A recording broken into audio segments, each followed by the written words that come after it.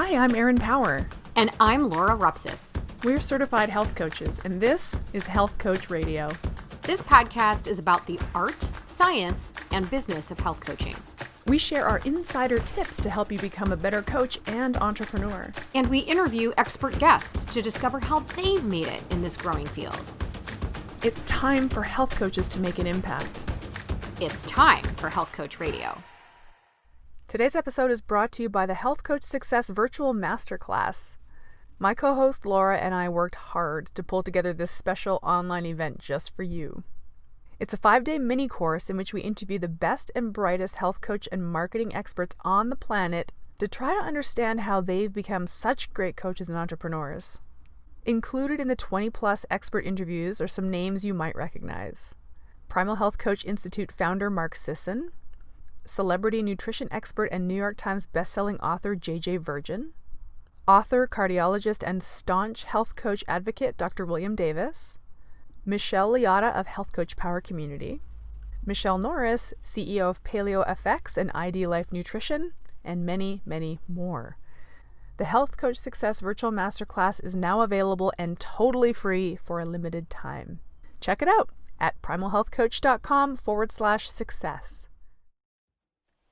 Today's guest is Jamie Shapiro, who's an executive leadership coach that folds health and wellness coaching into her practice with C-suite executives and the organizations she's tasked to work with. She's the founder and CEO of Connected EC, executive leadership coach, and a master nutritionist.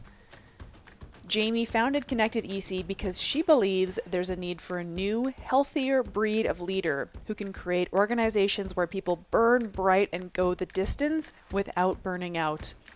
Jamie delivers incredible wisdom from her own history of breaking into the coaching business and also dispenses advice to those health coaches looking to break into the corporate wellness space. We'd love to have you screenshot your podcast player and tag us on Instagram at Health Coach Radio. By the way, the show notes for this episode and all previous episodes of Health Coach Radio can always be found at primalhealthcoach.com/radio. Without further delay, let's drop into today's chat with leadership coach, nutritionist, author, and speaker, Jamie Shapiro. All right, today we have Jamie Shapiro. Jamie, how are you? We're so excited to talk to you today. We'd love to pick your brain on high-level coaching techniques, and I think you've got a lot to share and a lot of fantastic wisdom and experience to share with our group of coaching listeners. So thank you for your time. Thank you. Thank you for having me. I'm excited to be with you both this morning. We love to start every interview, if you don't mind, with a little bit of a backstory, like the 3 to 5 minute sort of Jamie Shapiro story of how you got to where you are today. I would love to share that with you. So I really spent most of my career in the early days in corporate America. I was an IT executive. So my background is in business and information technology and the intersection of the two. And I was very fortunate to get involved in that industry and also to grow in my leadership pretty quickly in that world, primarily because back in the day, somebody who understood both business and IT were pretty rare. And so my leadership grew pretty quickly, which was wonderful. And I also had fantastic executive coaches throughout my career. And what I noticed is there was this big gaping hole in executive coaching and how I was being served as a leader. And what I noticed is that everything was about what was in between my ears, meaning how's my communication? How's my strategy? How's my team development? Everything was so intellectually based.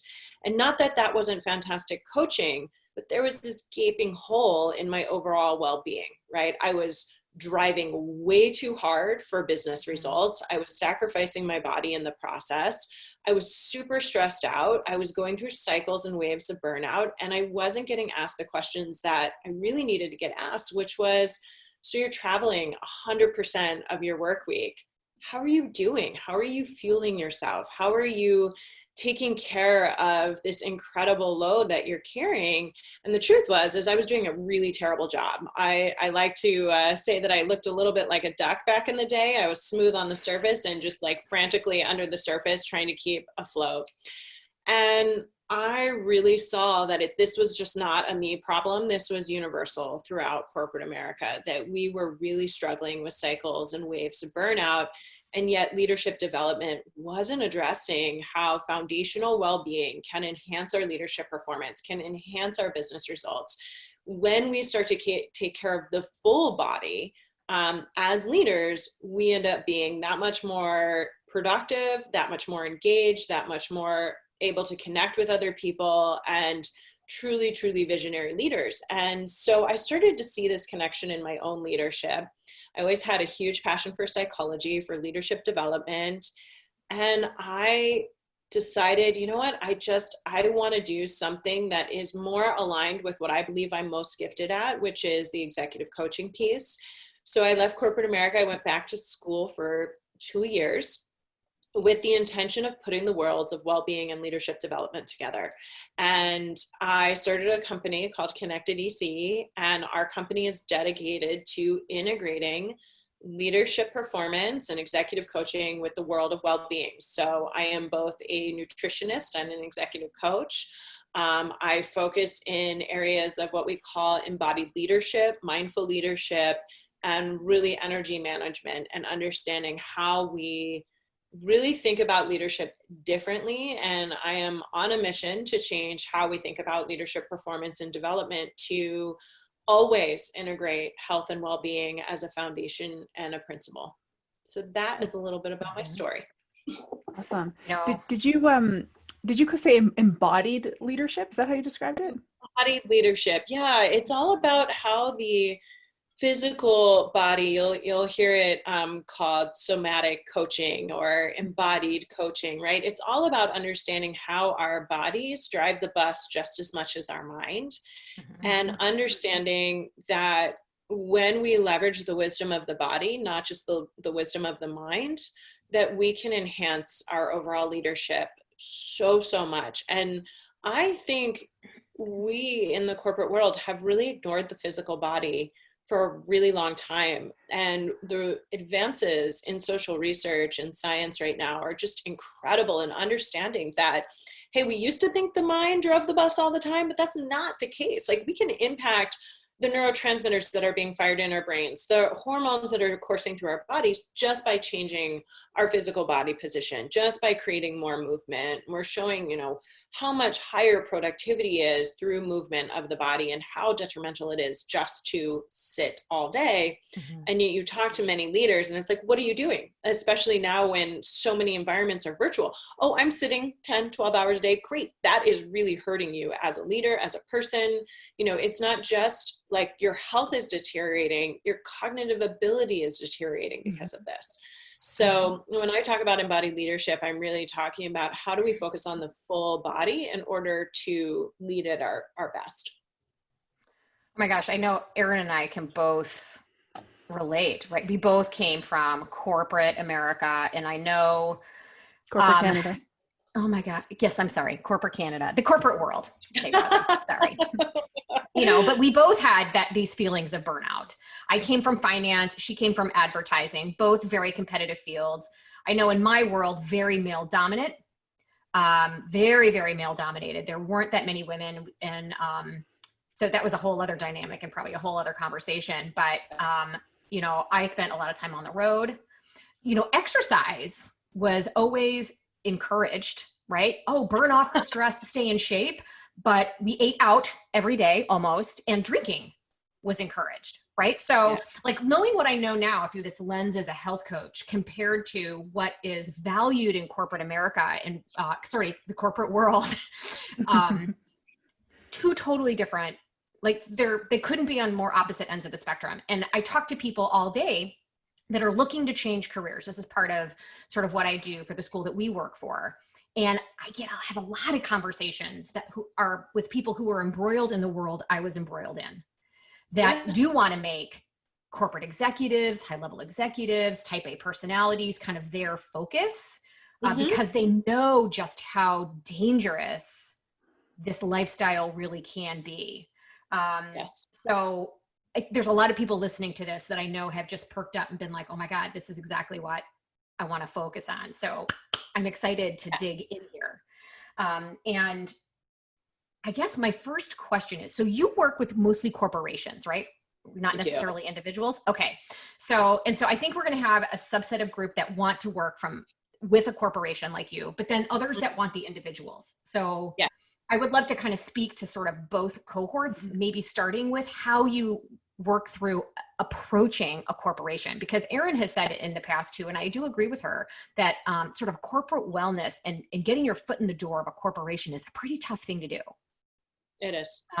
Yeah. And so I would love some thoughts for you on there. And then maybe we can at some point move over into how you work with more individuals. Yeah.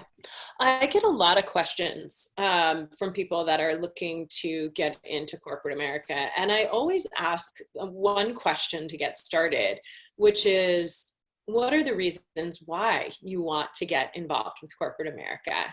And if it's because people feel like there's more money to be spent, I really advise people that that's not the right motivation. You have to have a passion for business and corporations and wanting to transform them. I have a huge passion for the incredible community that is created in the business world and how we can elevate those communities to be better, to do better, to enhance overall, human well-being in those spaces. And if you have that passion, if that's something that you're like, yes, I really identify with that, or maybe your passion's different, but you still have that passion for the corporate world, wonderful, go for it. But if it's really financially based, I really encourage people to think about, what is it that you want to do? What inspires you? Where do you want to impact change? And follow that, because if you follow your heart, your passion, your gifts, where you want to create true impact, the money will follow. So, and I know that's something you hear over and over again. And I remember when I heard that when I was first starting out, I was like, oh, I can't hear that anymore. So I'm sorry if you're in that boat listening to this going, oh, she said it. But I really do. I can say that it is true. When you really find where you want to make your impact and where you're naturally gifted, and those two things line up, the financial side will follow.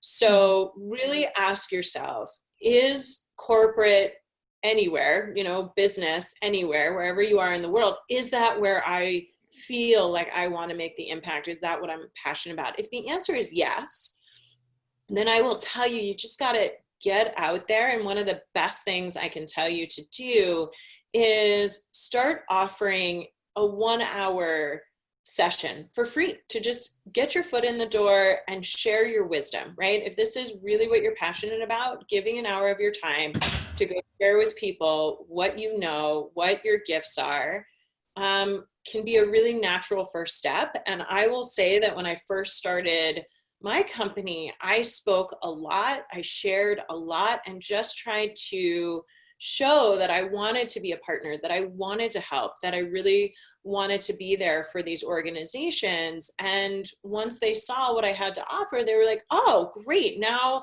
how about we have you do this and have you do that? And it's about building the relationship with organizations, and the people within the organizations. Obviously, right? We are people first and foremost. So be willing to put yourself out there in that way. And the other thing is take big risks, right? Reach out to people. And I'm not saying go on, a social media site like LinkedIn and start selling, but I am saying try and reach out, start with your network first and just say, hey, can you make an introduction? I am really excited to share this 1 hour, you fill in the blank. And I love this organization. I would love to help this company. So just be conscious of, how you can start giving before you start getting, and reach out to your network and start sharing that. And I think you'll find that, yes, starting a company and starting a practice is a little bit like pushing a boulder uphill, but then you're going to get to chase it downhill. It is a lot of hard work and putting yourself out there, but push that boulder uphill. It's absolutely worth it. As people start to get to know you, your practice will expand. Organizations definitely refer to other organizations, and it starts happening, but you got to put in that initial work. I think whenever anybody brings up the idea that they want to get into corporate wellness, I'll always say, well, okay, sure, why? And the answer is, because people who work in offices are so unhealthy. It's like, yep. but you have to I think you have to go in, and I don't know if you have any thoughts on this, but like, are we going into the HR director, manager, and saying and pitching? Is it wise to pitch how, productivity will go up, and, morale and esprit de corps, because we go in and say your workers are all unhealthy and fat and sick, I'm going to make them healthy. I don't think I really, this is my experience having been in the corporate world. I'm like, that won't work. So when people come to me very earnestly and say, I want to get into the corporate world because people are fat and sick, it's like, yeah, that's not going to land. You're going to have to go in there and make it worth the organization's while. I know that we as health coaches, we're very focused on the individual, making people healthier, but that's not going to fly, I don't think, in the corporate world. That's my biggest hurdle when people say it. Yeah. And I will tell you, I spent a lot of time in the early days talking about ROI, return on investment, and sharing that and saying, hey, this is a great return on investment. And I have to tell you, I don't think that is as necessary as it was 10 years ago. We all know the financial implications of healthcare. We all know we have a lot of work to do. I would say, can you go in and share what kind of impact you're going to have on human beings, on engagement, on fulfillment in the workplace, instead of like just showing the numbers? I think that there's something to be said for sharing, this will impact your organizational culture, and this is how, and this is what this is. By me coming in and giving to your organization, what it's saying is, hey, this organization cares about my well-being.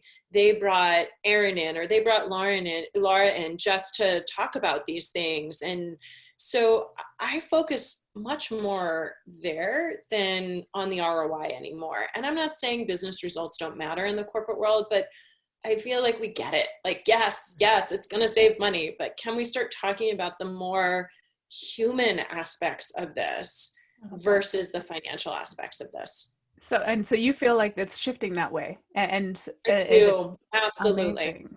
Great. Absolutely. Well, that's great. Not with every organization, right? I mean, we're all, some organizations you go into and you're like, oh, wow, you're like 10 years behind where this other company is. Or, every organization is on a trajectory of growth and focus when it comes to organizational development and behavior and understanding the impacts of people. So yes, there's some more progressive ones. There's some ones that are a little bit behind. So you have to know the organization you're going into, right? That's another thing. Do your research, know where they are. I always was looking at, okay, what can I learn about what they're doing right now from a well-being and a leadership standpoint, and how can I speak into that? Because you want to, just like individual clients, you want to meet people where they are. And if you come in to somebody who's eating McDonald's every day, having candy bars for, snacks, and you come in and you start saying, hey, we're going to completely turn your world upside down and put you on a whole foods diet, you're going to have people go, oh, no, you're not, right? Like, you need to meet people where they are, and behavioral change happens, as you both know, one small step at a time. So think about that from an organizational standpoint. If I walk into an organization and I am just throwing like big, huge programs at them, and they have never done anything for the, organizational well-being, you're not meeting them where they are. So how can you create those first small steps for an organization to take, or big steps if they're further along in their trajectory?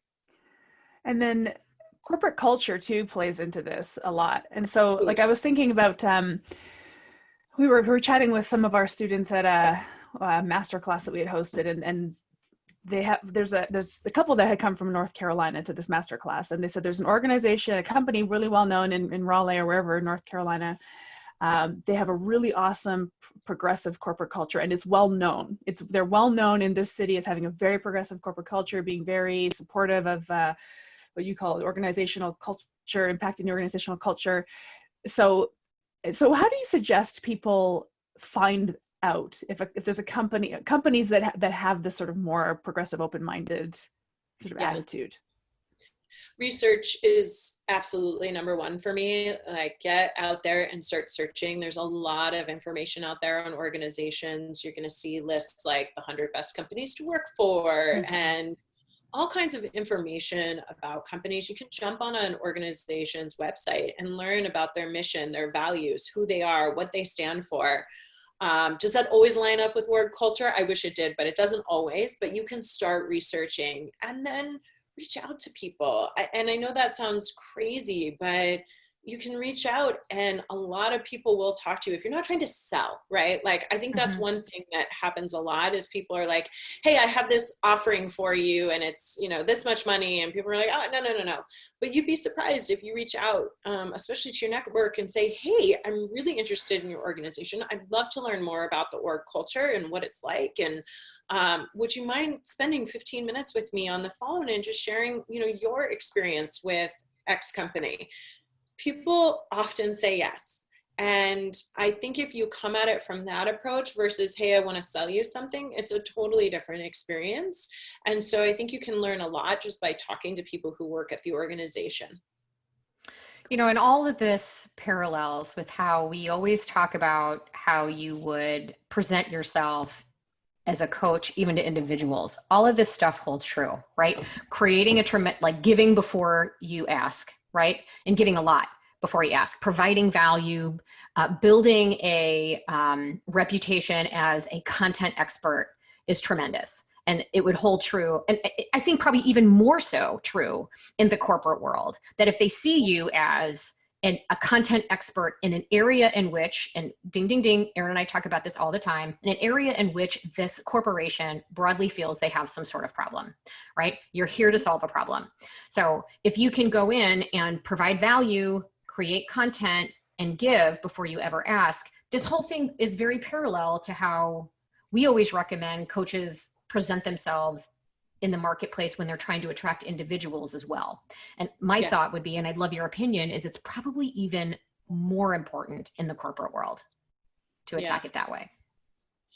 I think if you can put the mindset of I'm a partner, and it's a we, it's not an I, it's a we. And I think if you always have that mindset in working with these organizations, you will find that you develop lifelong relationships with them. And I feel so fortunate because many of the organizations that I have been working with, I've been working with for almost a decade. Like, it's so wonderful because it's not a, hey, I'm there as an outsider. I am truly integrated as a we, because that's my mindset. It does feel like a we, not an I.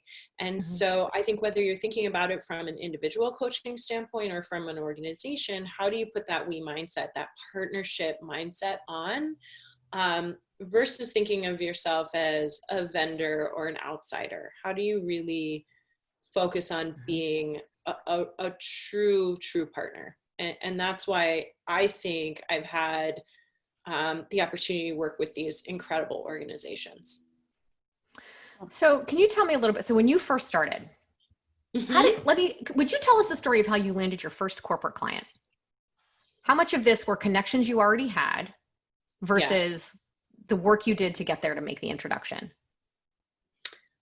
Gosh, so my first corporate client, I will tell you, a lot of what I did was I reached out to my network and I said, I think I can help. Like, that was really how I did it. I took some crazy chances that didn't seem like they would work, and they did. And, you know, I emailed, believe it or not, heads of companies. And I was like, hey, and it wasn't a long email or anything. I was like, hey, I really think that I can help you. And they're like, great, what can you do? Right? So it was, I know it sounds crazy. And I'm sure there are people that are listening right now that are like, okay, whatever. But I will tell you, one of my mentors told me, reach out. What do you have to lose? What harm is there in sending an email and just saying, hi, I think I can help you? And I thought, oh, okay, well, that's ridiculous. They're not going to email me back. This is silly. But I didn't want to disappoint my mentor, and I didn't want to get on the phone with her and say, yeah, I didn't take your advice. I didn't email. I went ahead and I emailed. And believe it or not, people emailed me back. And so I really encourage you to start with the people you know. and just ask, hey, I would love to talk to somebody in your organization. You do not have to go through human resources. I think yes, human resources oftentimes is in control of these programs. But a lot of times we think that our only way to access organizations is through human resources, and that's not true. I absolutely love human resource professionals, and they are truly, truly focused on people, and it's a wonderful access into the organization, but it's not the only access to the organization. And I think sometimes people think, oh, well, if I can't talk to someone in human resources, then I can't get into a company, and that's not true. So, a lot of my work was, I did present a lot. I love to speak. And because I was doing something that I honestly didn't think it was cutting edge at the time, but apparently it was unusual to put leadership and nutrition and well-being and all these things together. And people were really confused about what I did. They're like, oh, are you a health coach? Are you a leadership development person? We don't get you. So I spent a lot of time just speaking and sharing with people how to connect the dots between leadership and well-being. And so I became a professional speaker for two reasons. Number one, I really do love speaking, but number two, I was able to help people start to understand what I was trying to bring versus sending proposals or emails or just, trying to get people to think through it. I wanted people to experience what would it mean to connect the dots here. And so by speaking more and more, I was able to do that. And so that was another way that I started to get more corporate clients is I spoke for free, and I spoke at big, whether it was a tech convention or it was a leadership development convention, or women in leadership. I was just trying to help people see this vision that I had around leadership and well-being. So that was another way that I really got traction on the business. That's an interesting approach. Speaking of conventions, how do you get your foot in the door at a convention? How do you offer yourself up and say, hey, I'll speak for free? Yes. If I can. Yeah. So depending on, I know it's really different right now, right? Because these events aren't happening, but they are happening virtually. So I speak, I used to speak all the time in person and travel all over the country. I speak from my office now, and I'm, broadcast to people. And so there are many ways to do this, but the first thing I would do is start looking, let's say you want to speak primarily to women in leadership. I'm just going to pick one topic. And so what I would do is I would get on the internet and say, okay, what are all the conferences that focus on women in leadership? And start looking at those conferences. Once you see what conferences there are, click on those conferences and find out how they hire speakers. And a lot of times these conferences are looking for speakers for whatever event they're having, and you can apply. There's usually an application process, and put your name in and talk about, have a well-formed topic. Don't just say, hey, I just want to come speak on health. That's not going to get you in the door. But one of my topics that I got a lot of response on was how to burn bright without burning out. And that's, my book is called Brilliant, and it's all about how do you shine brightly as a leader versus burning out. And so that was a topic that I knew people wanted to hear about. And so that topic got me hired a lot of times to come speak in different conventions and different platforms. So think about what's something that you're an expert on that you want to share, and think about those topics and think about how you present those, and then start submitting applications all over the place. I had a big Excel spreadsheet when I first started of all the places I had applied and all the people that I reached out to. And it does take that type of persistence and research to just get out there and start putting your name in front of people. You had one very good nugget of wisdom that we should probably just repeat. We're not selling health. Just as a general rule, health coaches, whether you're going into the corporate world, the speaking world, the individual one-on-one world, health is not what you sell. I just want to put a little button on that because that's important. Yes, it is. It is really. Or wellness. No, people don't really, it's not and the definition of that is really squishy for a lot of people. You have to be specific. Yeah. Even gut health or anything, we have to honestly get into the unique value proposition sort of frame of thinking, what problem are we solving for people? So that's just a little little push to anybody listening who's thinking of pitching anything to anyone.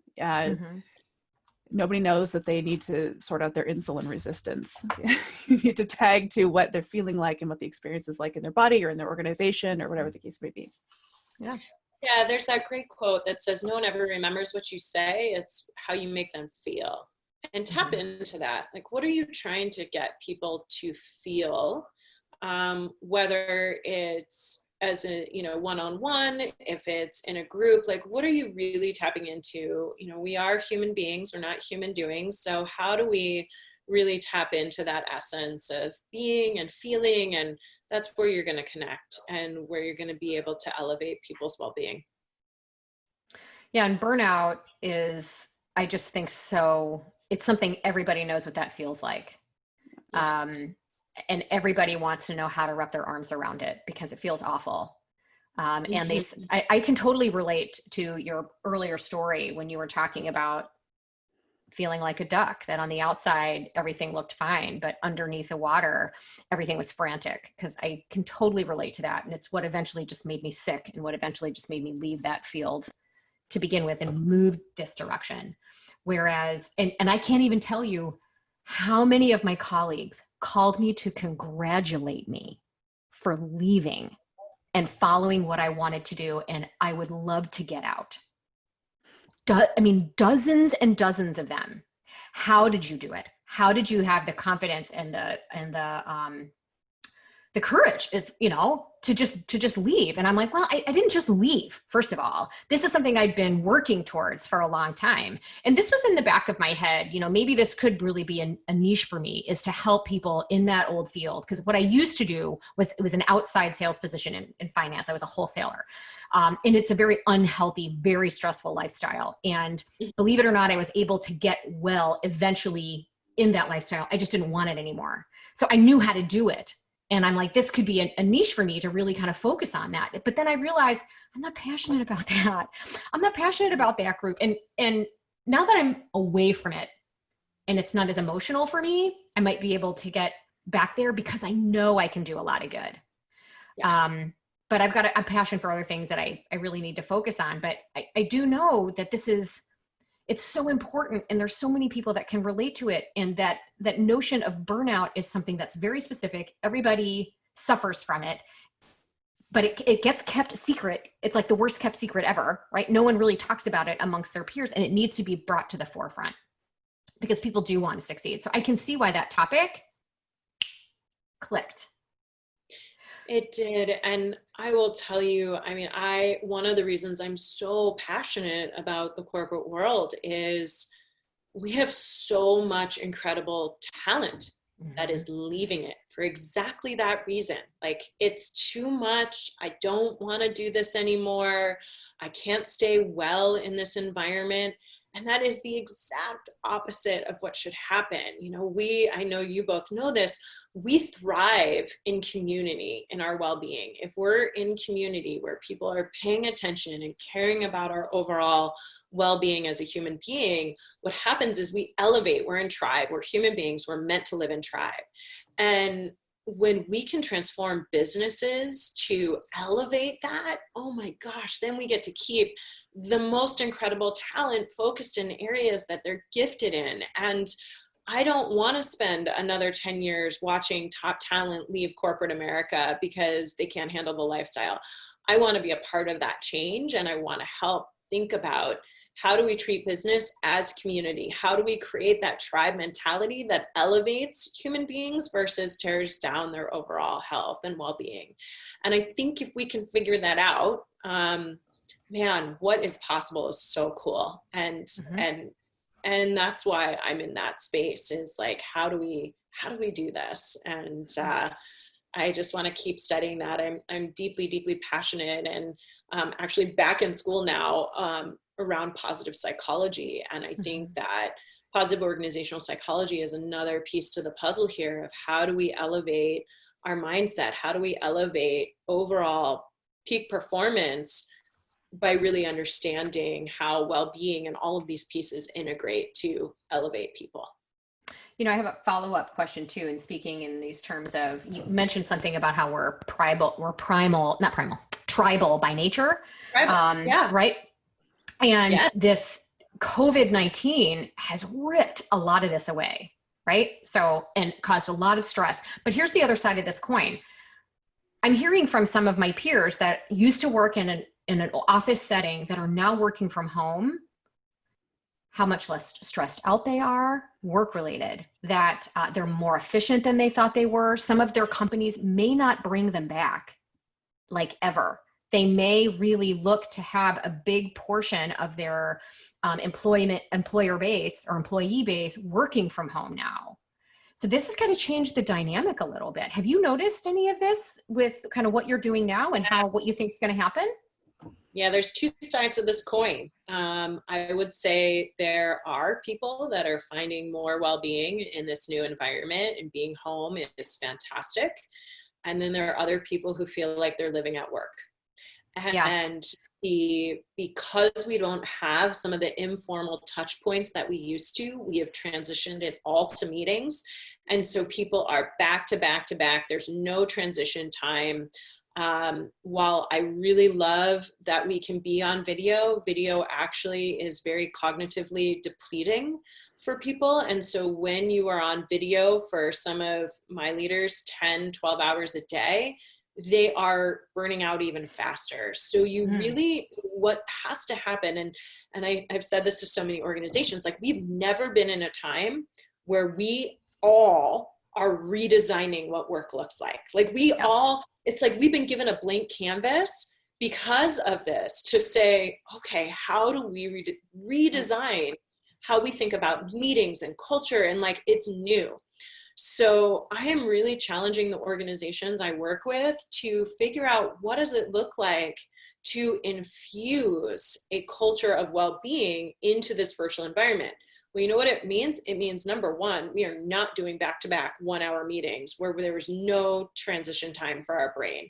We need to think about little things like changing our systems for our technology to have meetings that only go 45 minutes or 20 minutes instead of 60 minutes. Like we've got to redesign how we work in order to get the benefits of this balance of being able to go outside, figure out walking meetings. Like we have to redesign work. So yes, and we've got both sides of the coin right now. Yeah.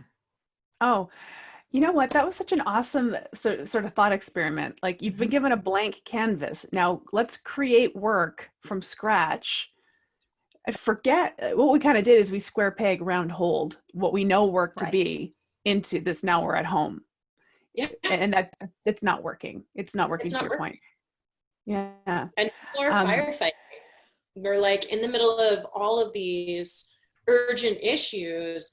So thought leadership is like so important right now. So how in the middle of firefighting do we also become thought leaders and redesigning work? They're working against each other, but if we don't create the space for it, it's not going to happen. And we're just going to fall in the same traps we've been in. So yeah, sorry, I didn't mean to cut you off, Erin, but I think it's an important thing. It's just so cool because like, I mean, I was just thinking about like, whenever we talk about burnout, whenever we talk about the corporate world, whenever Laura and I go back and revisit our corporate origin stories, I have a visceral response because I honestly, I think that I don't know, this is my thinking is that people have different susceptibilities to burnout and to stress. And I know I'm highly susceptible. When I was experiencing burnout in one of my careers, I just left. I was like, I'm becoming unwell. This isn't worth it for me. I'm out. And that's an irresponsible decision to make. But whenever I feel myself anytime I've experienced myself coming into burnout in any other career moment since then, that's my reaction. I'm out, because I know the organization isn't going to change. The organization's not going to change. I'm the problem. I'm the little problem child that can't handle burnout. Never mind the fact that the burnout is being sort of foisted upon me by these organizational inputs. But it feels like this massive barge, like the way work has been set up is like this huge ship that it takes, a month to make a right turn. And so I'm just really curious, like, are you really seeing organizations broaden their viewpoint of what work can look like. Is that really happening? Yes. Wow. It's really happening. And I specialize with big business. So these are big ships to turn, and they're turning, they're changing. I have the great opportunity to work with leaders at that top level, and it is a focus. People don't hire me unless they really believe in that integration, right? Because I am a coach that I'm not an executive coach that's going to come in and just talk about what's in between your ears. I'm going to talk about your nutrition. I'm going to look at your blood work. We're going to talk about movement. We're going to talk about everything. So when I come in as an executive coach, I'm being brought into organizations where the CEO or someone on the C-suite is thinking differently about their leadership and their leadership development. And therefore, the organization is usually thinking differently about it as well, because I'm not hired by an individual. I am hired by an organization. So just right there, the fact that I have a thriving practice should give you hope that these organizations really are thinking differently and changing. And, my job is not only to work with my individual client, but then to infuse that into the culture of an organization and really connect the dots between how do we create brilliant cultures, and brilliant, I don't mean intellectual brilliance, I mean energetic brilliance. And so how do we really create that? So yes, they are turning. I have had such amazing clients that have been infusing this into their entire organization, and it is joyful to watch the changes. Awesome. So how does this work? So the corporation hires you, but you work with an individual in that corporation, or do you work with multiple? Are you working with the whole or does it depend on the contract and what you're? It depends. My real specialization is to work with the CEO, one-on-one coaching. And then I do work with the entire C-suite team as a team coach. I'm not individually coaching. I'm helping elevate team dynamics and cohesion, and I'm bringing and infusing all of these principles of full body leadership into that. And then typically the organization will utilize me to speak with their leadership teams across the country as well. So it's, I'm not working one-on-one with anyone besides the CEO. I'm meeting with the CEO every week, and, it is that individual coaching relationship. But then I'm working from the top down and really infusing this into the culture by being there for people throughout the organization. So typically I'm known throughout the organization, and people will come to me when they need help. Cool. And so you kind of just dropped that you're doing blood testing and like a nutritional analysis. Is this like you're really getting in there?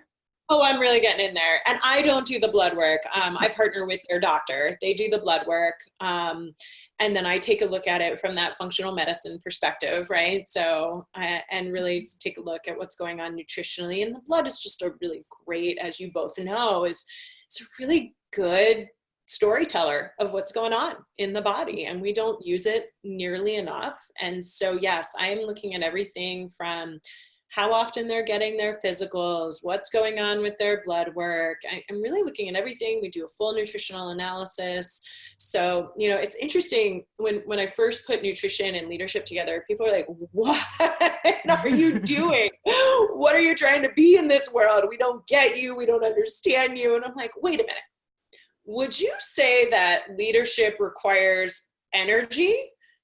Well, of course it does, right? Like it requires unbelievable amounts of energy. Okay, and tell me, what's the number one way we get energy into our body? Oh, is it food? Okay, so maybe we need to talk about the correlation between the foods we eat and how we're showing up with our energy. And I'll share one funny story with you. I was working with a leader, a COO of a hospital actually, and when he came to me, we were looking at everything, and I do a deep dive discovery into, my clients, not only their well-being, but their leadership. And I was getting feedback on this client that he was lacking executive presence. And for those of you who have not heard that term before, it's just how you show up as a leader, your leadership presence, how people, respond to you. And what was interesting is my experience with this leader was he had incredible executive presence. I mean, I noticed myself just like feel that presence when I interacted with him. And as I started learning more and more about what people were talking about, I found out that he was basically falling asleep in meetings from like that 2 to 3 o'clock window. And so people thought he lacked presence because he was literally like dozing off. Of course you're going to lack some presence. Yeah. But I could have spent all day talking about executive presence. The truth is his breakfast was like pancakes and there was no protein involved. And so of course he was bonking at 2 to 3 o'clock. And it's so amazing to me that we're not having these conversations around leadership. Like you're falling asleep because you're having blood sugar swings that are so massive, your body physically can't stay awake. And yet we haven't paired nutrition and leadership. Like what are we missing here? So again, go ahead, Erin. Oh, no, I don't interrupt you at all. Keep going. Yeah. No, I was just so shocked when I started this business and people are like, oh, this is really different. I'm like, no, this is common sense. Like I don't understand why this is at all cutting edge. This is not cutting edge. This is like, it makes sense. So yes, go ahead. I was thinking that's what prevented me from progressing in my career, despite being, I was really a hard worker. I had all the skills, but I was falling asleep in meetings at 3 p.m. And so, because I was insulin resistant, same thing, just not eating the right food to support my energy. Checked out of life is how I described it, but that's energy. That's 100% energy. I had a client, this is going back probably 8 years ago, he was a CEO of an organization, and I don't necessarily work with CEOs. I don't not work with them, but it's not my particular niche per se. Yeah. But this guy came to me because he said, I don't feel like a CEO. And he said, I think it's because of my type 2 diabetes. And he's like, I've felt myself steadily just over the last 20 years, having no control over my energy. And I think that's important. And it just really tracks, because that's, as a little, I was really kind of a worker bee in that stage of my life when I was falling asleep in the board meetings at 3 p.m. But I had no hope of climbing any kind of ladder because I wasn't being recognized as a really functioning, energetic, productive member of the team, because I simply couldn't be. I just simply couldn't be. And that's what he was feeling in the executive level. And the sense of overwhelm that I got from this person, to the point where like my whole identity, my whole life is really wrapped up in being the CEO of this organization. People look to me as a leader. I don't feel like one. And that was his greatest struggle. That's what kept him awake at night. Not the bottom line, not the whatever. It was, I don't feel like I'm stepping up as a leader. Yeah. And it came from his metabolic energy, and he was able to recognize it. But it's wild that people don't. Mm-hmm. I know. It's insane to me that people don't, and we don't talk about it. It's one of the first steps that I try and transition people to think about. Stop thinking work-life balance is about time. Time is not a renewable resource. Think about energy. Energy is a renewable resource. How do you intentionally renew that resource every single day? Does nutrition have something to do with it? Yes. Does how you manage your stress have something to do with it? Does how you feel your heart and your emotions have? Yes, all of these things help replenish, and replenishment for each individual looks different, right? Nutrition looks different from every individual. We're all biochemically different. Mm-hmm. So does energy replenishment. So these blanket statements, like if I would have said to you, Erin, in the corporate world, you just need a little more work-life balance. You know what you would have said to me is like, great, sign me up for that course. How the heck do I get that? I don't even understand those words. So we've got to redefine that. We do. And one thing, so when I left the corporate world and I went to nutrition school, much like all of us did, I went to a holistic nutrition school to get a diploma in holistic nutrition, which was, whatever, it was great, I guess. And so what was really, so this school and many schools beat this stress management drum. Just manage your stress. You got to manage your stress, because, stress is bad. So you got to manage it. It's like, quit saying that. What does that mean? And then what this school would say is, well, here's how to support your body through stress. And I was like, I still don't like that.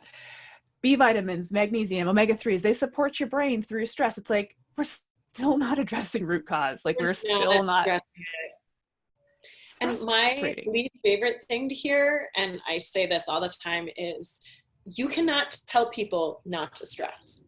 And I remember when I was trying to get pregnant, I have 2 kids now, but when I was trying to get pregnant, people would say to me, don't stress. That makes it harder to have children. And I'm like, oh, well, now I'm stressed about being stressed. That wonderful advice you gave me, right? Like I remember hearing that over and over. Don't stress. That'll make it harder. And that just spun me up. Well, you can think about that in all aspects of life, right? If you're feeling a sense of overwhelm or fatigue and someone's like, you just got to reduce your stress. You're like, what? Right? Like it just doesn't make any sense. And, that's one of the reasons I'm so deeply passionate about the work in positive psychology is I do think the inverse of stress is gratitude. That when we start leaning into not only our well-being, but also our gratitude and elevating our mindsets and leaning more into the fact that we do have choice around our thoughts. We do have choice around what thoughts we give energy to and what we don't. If we taught people that they're actually masters of their own minds, they're not victims of their own minds, like I think that would open up the world of possibility and would actually combat stress a lot better than just saying, hey, let's use some vitamins to help with that, right? Like we need to learn choice is one of the most powerful things. It's so common too. And so much of this comes from certainly the culture of the corp. I literally remember one of my first jobs in that other industry. My manager used to tell us, if you're not driving with your headlights on, you're not working hard enough. Right? So if our sales numbers were down and we weren't working and we weren't driving when our headlights were on, then that's why we weren't successful. It's because I wasn't burning the candle at both ends. That was the mindset. Yep. It's got to shift. It's got to shift. Yeah. And I just, I'm really curious about how that type of industry or any outside sales industry, when sales, you really couldn't do those in-person sales calls, how that really shifted. And was there an aha moment for a lot of people? Like, you know what? We can do this better. It doesn't have to be that way. It doesn't. So I'm kind of viewing this, and this is broadly speaking for health coaching in general. I do think one of the few positive things that are coming out of this COVID pandemic is there's going to be a lot of opportunity. There's a lot of shift happening right now. And now is the time to take advantage of it, both from a corporate perspective, but from an individual perspective. Absolutely. Health has never been more on the minds of a world than it is right now, in my opinion. At least in my lifetime. And maybe in other lifetimes, there was that big of a focus. But in my lifetime, I think health is more at the forefront of everyone's mind than ever. And I think organizations and individuals are reprioritizing right now and reprioritizing what matters and thinking about it way more than ever. Absolutely. I mean, I think we could, there was always that pitch into the corporate world about having a healthier employee base and less time away and more productivity and all of that. And I think employers listened, but, kind of. Now I think it's excruciatingly important to keep your employees healthy, because now if you have a sniffle, you can't freaking go because it might be COVID-19, right? Yep. At all. So just how this impacts the bottom line for a corporation, but then also literally this company's ability to even be here. Because right, to even survive this whole thing, there are so many businesses that they just went away. They are no longer. Yeah. So true. And that's happening more and more. We used to think that these big organizations would be around forever. That's just not true anymore. Just because you are a huge Fortune 500 company today does not mean you're going to be one tomorrow. And the companies that are able to truly evolve through this are the ones that are going to be around for the long term and are going to create those places of engagement and well-being, and their retention is going to look different. And so their organization is going to look different. People are your number one asset. And I think a lot of organizations are figuring that out. But there are some that still haven't. And so I think as we transition into this new world, you're going to see more and more organizations shifting and understanding how important this number one asset of human beings really is. Survival of the fittest. Yes. If I may transition for a moment, because I'm just going Of through course. my notes that I jotted down while you were kind of giving your introductory sort of your story, your origin story. Yes. And I love that you're going into positive psychology. I think that's such an interesting area of research, and I completely agree that, you know, the gratitude piece being the inverse of stress. And gratitude is such a buzzword right now. Gratitude journaling, gratitude practice. I think I've shared on this podcast before that I tried it for a while, and it literally, I could feel it changing my mind. Like I could actually feel myself becoming a different person. It's completely cool, and I'm so into it. However, what I'm really into is neurotransmitters and hormones. Yeah. And that's impacted by that gratitude. Yes. Well, that's what I was going to get at, right? So why is nobody like this goes back to my CEO diabetic guy who's like, I don't feel like a CEO. And it's like, because at a hormonal level and at a metabolic level, you're not. And you know, let's talk about how your body biochemically is showing up. But then like the neurotransmitter thing, these feel good chemicals and various chemicals in our brain chemistry is influenced by, we can influence it through positive psychology, can we not? And so we can do this through nutrition and through stress. Yeah. And so I was thinking, like, there's a book or a field of study where is it a book? I can't remember. It's basically it's kind of weird, but you identify with your dominant neurotransmitter. So you're an oxytocin person or you're a serotonin person, and I always thought that'd be such, like, if you could have organizations that were serotonin dominant, you know what I mean? Like the whole organization could gravitate toward being dominant in one neurotransmitter. So can you just talk a little bit about like how neurotransmitters factor in, or just the role of brain chemistry into this leadership trait culture that you kind of build? Absolutely. Well, I think number one, I want to touch on nutrition because I know everyone on this that's listening to this podcast is focused in that area as well. These neurotransmitters that we're talking about and the hormones that we're talking about, you mentioned serotonin, you mentioned oxytocin. What people don't realize is that the majority of those are produced in the gut, right? Mm-hmm. So if you want to know that gut-brain connection, that's a foundational one right there, which is the food I eat actually impacts how I feel, right? It impacts my feel-good hormones and how I think. So there's that piece, right? And then also in the, like, being a master of your own mind and understanding that we are at choice in the thoughts that we give energy to and that we cultivate, and how we think impacts our body, right? Our body impacts how we think, our mind impacts how we feel.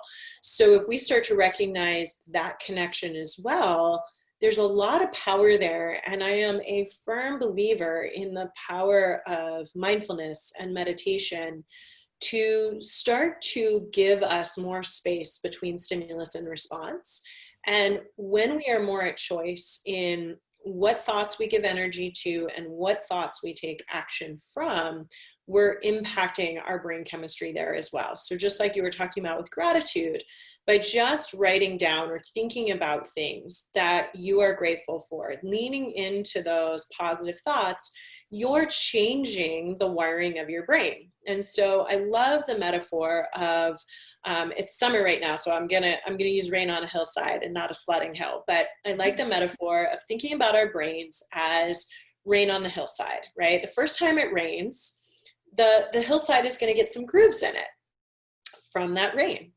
The next time it rains, the rain is going to go back to those same grooves because it has a path. And then it happens again, right? It rains again. And guess what? Those grooves get more and more and more defined. That is how our brain works with thoughts. The more thoughts we give energy to, the more those thoughts are going to repeat.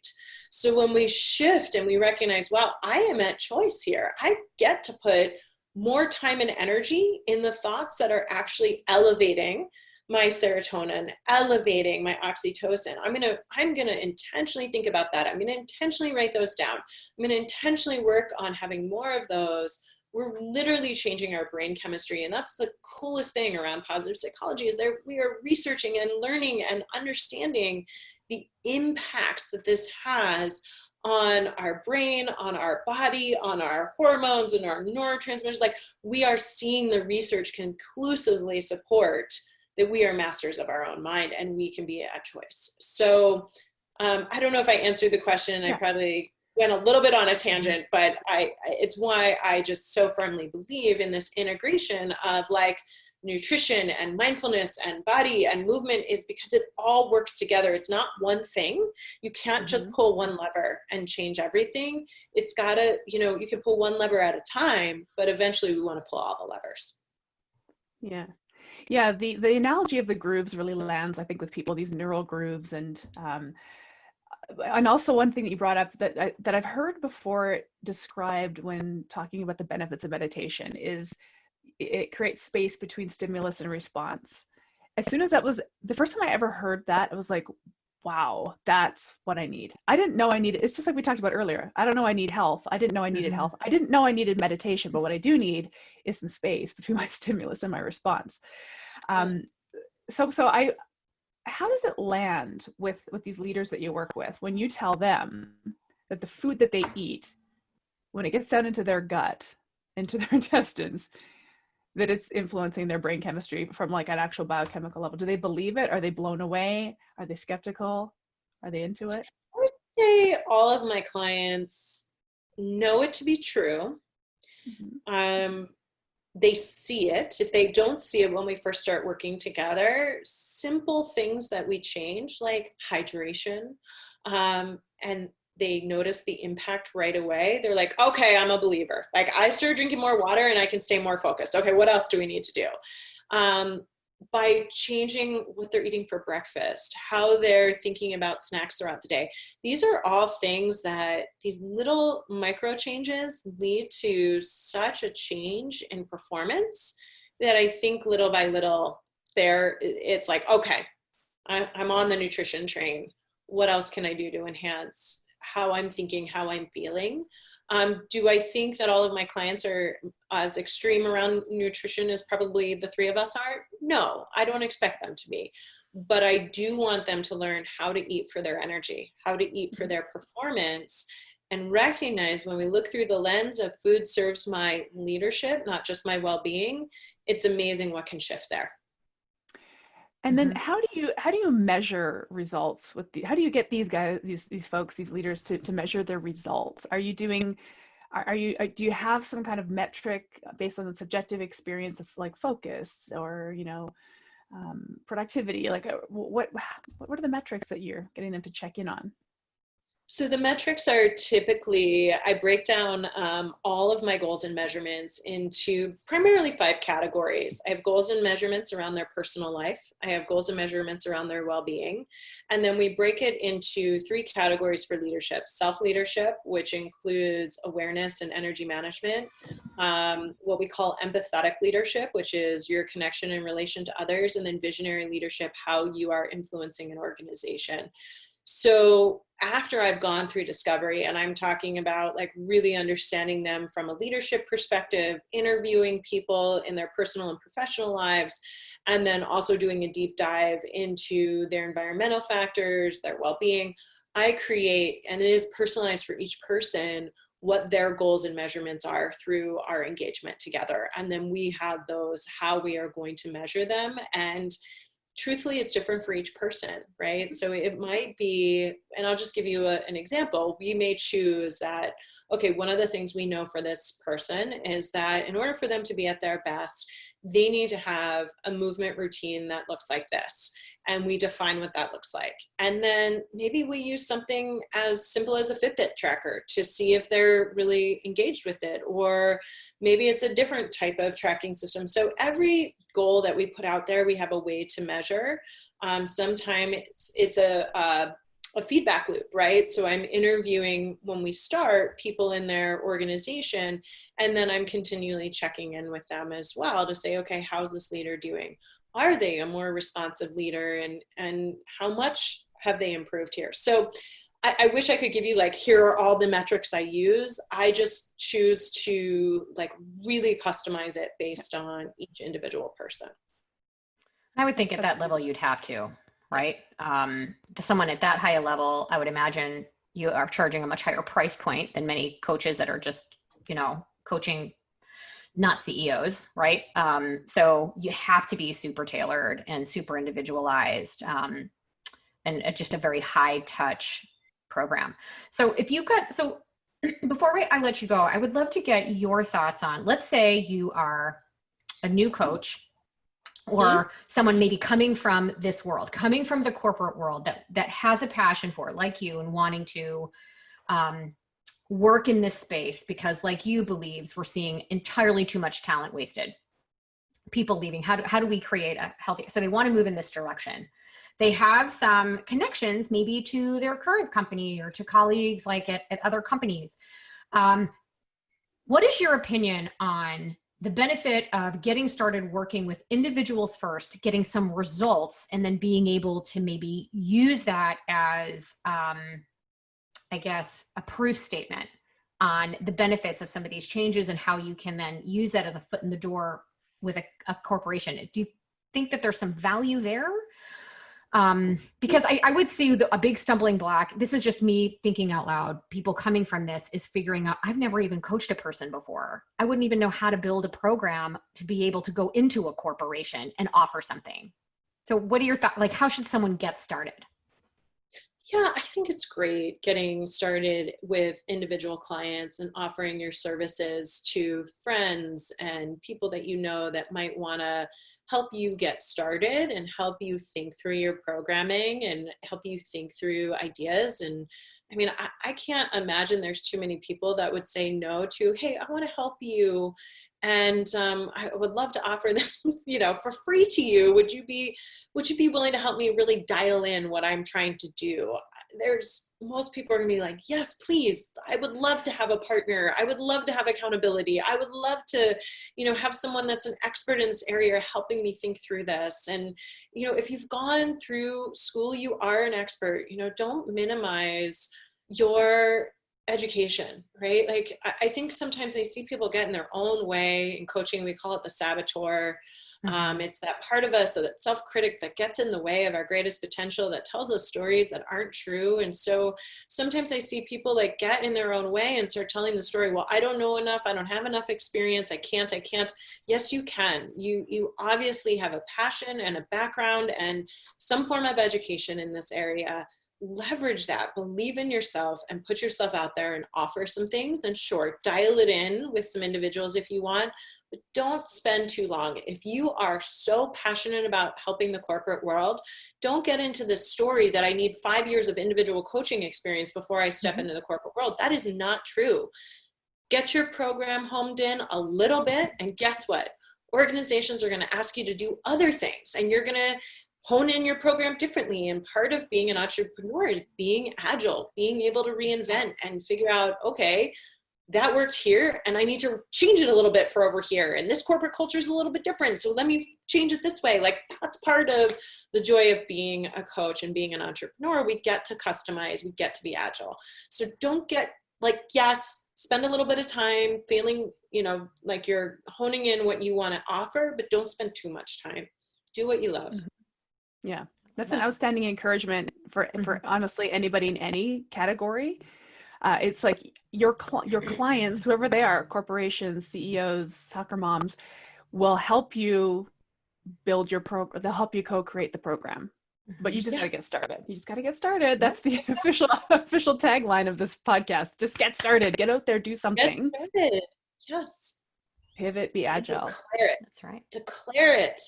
I declared myself a CEO coach before I had a CEO client. I was like, that's what I specialize in. Really? Well, who gave you that authority? No one. That's what I'm doing. I'm doing it because that is what I'm passionate about. I want to help these men and women. I know that's where I'm supposed to specialize. I am a CEO coach. And you know what's interesting?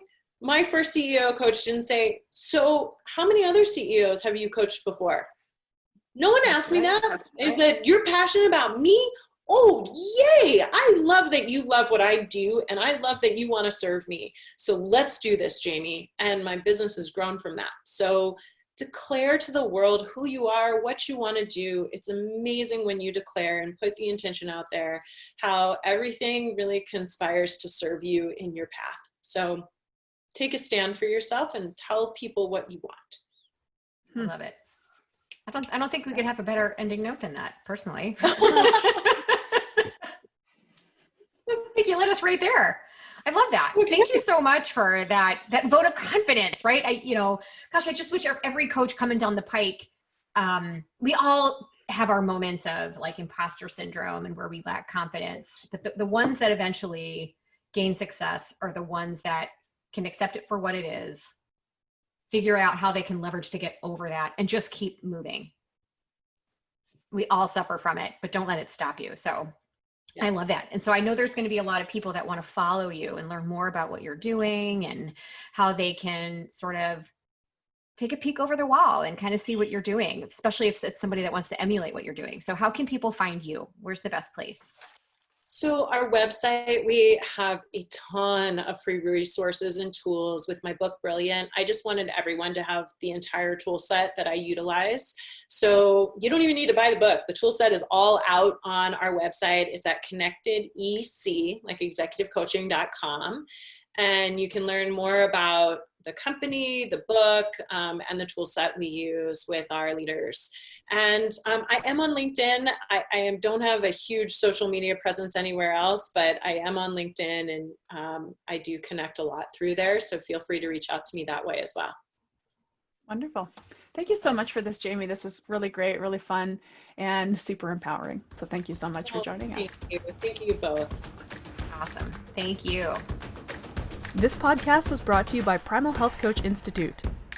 To learn more about how to become a successful health coach, get in touch with us by visiting primalhealthcoach.com/call.